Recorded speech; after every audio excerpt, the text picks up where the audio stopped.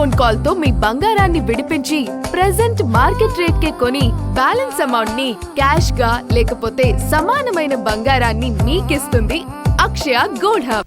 భారత్ కంటే తక్కువ టారిఫ్లకు అమెరికాతో వాణిజ్య ఒప్పందం కుదుర్చుకోవాలని యత్నించిన బంగ్లాదేశ్ కు ఆశించిన ఫలితం దక్కలేదు. భారత్పై అమెరికా టారిఫ్లు 18% ఉంటే బంగ్లాదేశ్పై అవి 19% ఉన్నాయి.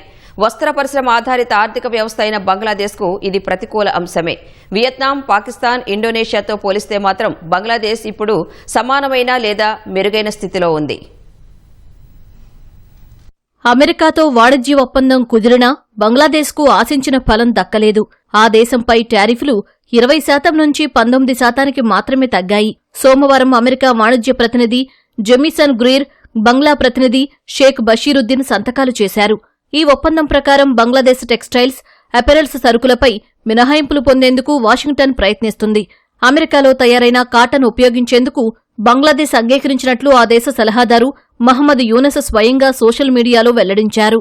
భారత్ అమెరికా వాణిజ్య ఒప్పందం 18% టారిఫ్ల వద్ద కుదరడంతో వస్త్ర పరిశ్రమ ఆధారిత ఆర్థిక వ్యవస్థ అయిన బంగ్లాదేశ్లో కంగారు మొదలైంది. దేశంలో ఎన్నికల వేళ భారత్ కంటే తక్కువ టారిఫ్లతో ఒప్పందం కుదుర్చుకునేందుకు యత్నించింది.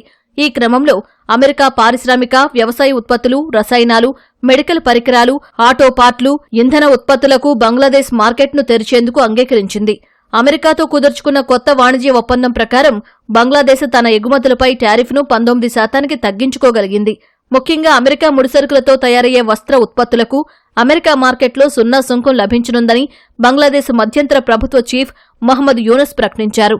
బంగ్లాదేశ్ ఎగుమతుల్లో 80% వాటా కలిగిన రెడీమేడ్ గార్మెంట్స్ రంగానికి ఈ ఒప్పందం పెద్ద ఊరటనివ్వనుంది. అమెరికా నుంచి దిగుమతి చేసుకున్న పత్తి, సింథటిక్ ఫైబర్తో తయారు చేసిన వస్త్రాలపై ఇకపై ఎటువంటి దిగుమతి సుంకం ఉండదు. ఇటీవలే భారత్కు కూడా అమెరికా తన టారిఫ్ను 50% నుండి 18%కి తగ్గించిన సంగతి తెలిసిందే. వియత్నాంపై 20%, పాకిస్తాన్, ఇండోనేషియాపై 19% టారిఫ్లు ఉన్నాయి. వీటితో పోలిస్తే బంగ్లాదేశ్ ఇప్పుడు సమానమైన లేదా మెరుగైన స్థితిలో ఉంది.